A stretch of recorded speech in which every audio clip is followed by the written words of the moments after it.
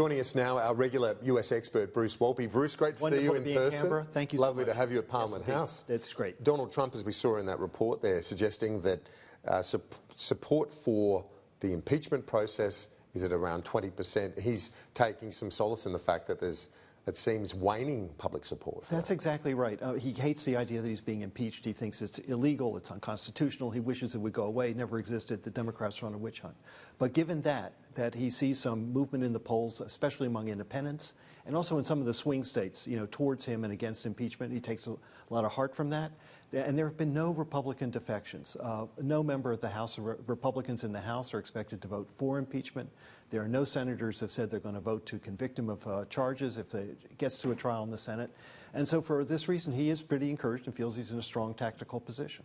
It's pretty fascinating considering when the story broke, it all seemed very cut and dry, and that the transcript of the phone call said exactly what he's accused of. Correct. And all the testimony, and we saw in the setup piece, Adam Schiff and all the hearings and so forth, have corroborated what was in the phone call. So as Trump feels pretty good right now, the Democrats feel this is a clear-cut case of presidential abuse of power.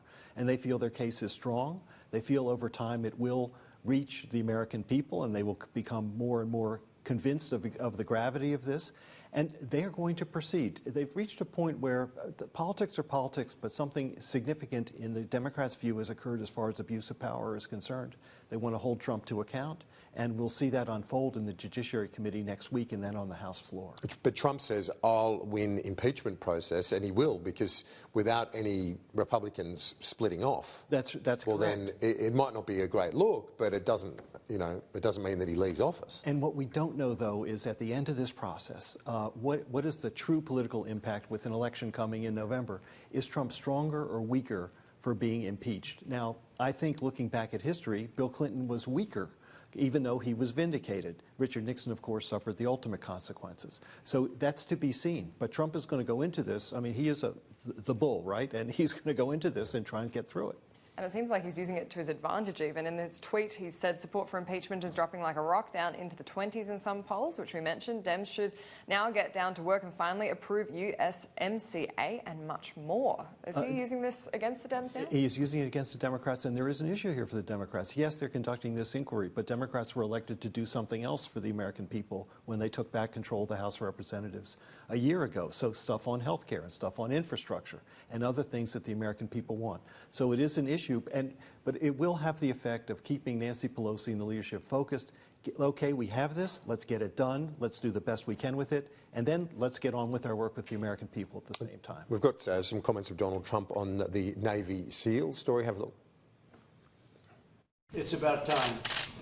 They had one young man in jail for 6 years. He had many years to go.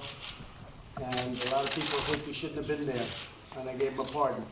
With Eddie Gallagher, you know that story very well. They wanted to take his pin away, and I said, no, you're not going to take it away. He was a great fighter. He was one of the ultimate fighters. Tough guy.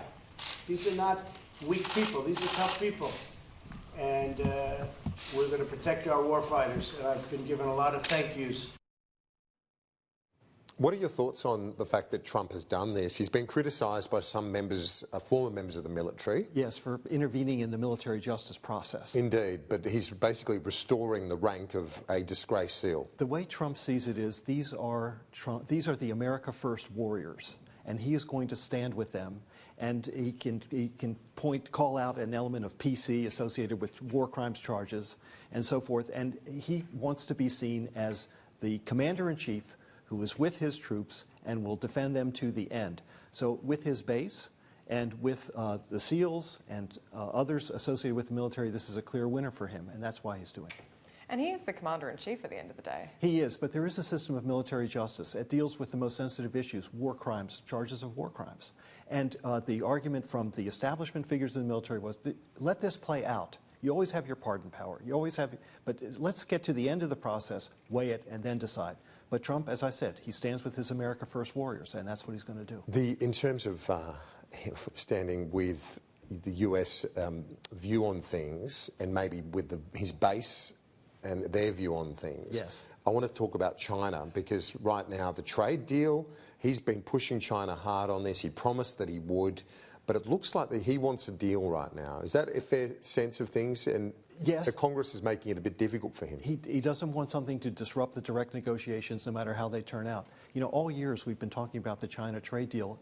Would China crack down in Hong Kong to such an extent with troops that would blow up the trade deal? Well, what's happened was Congress has now stepped in with a human rights bill for Hong Kong, and that could blow up the trade deal. And what the bill does is impose sanctions on Chinese officials who have engaged in human rights abuses in Hong Kong, and it changes Hong Kong's trade status with the United States. Congress passed this bill unanimous in the Senate, only one vote against in the House, overwhelming. It is on the president's desk. He has until next week to decide whether to sign it. If he signs it, and the Chinese are furious about this. Look how the Chinese react to anything here in Australia.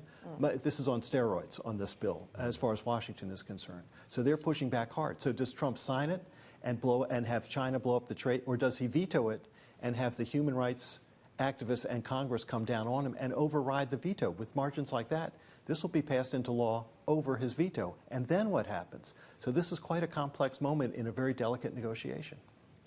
Bruce Wolpe, as always, thank you so much for your time. It's great to be here with you. Thank you so much. Nice to see you. Yeah, we'll catch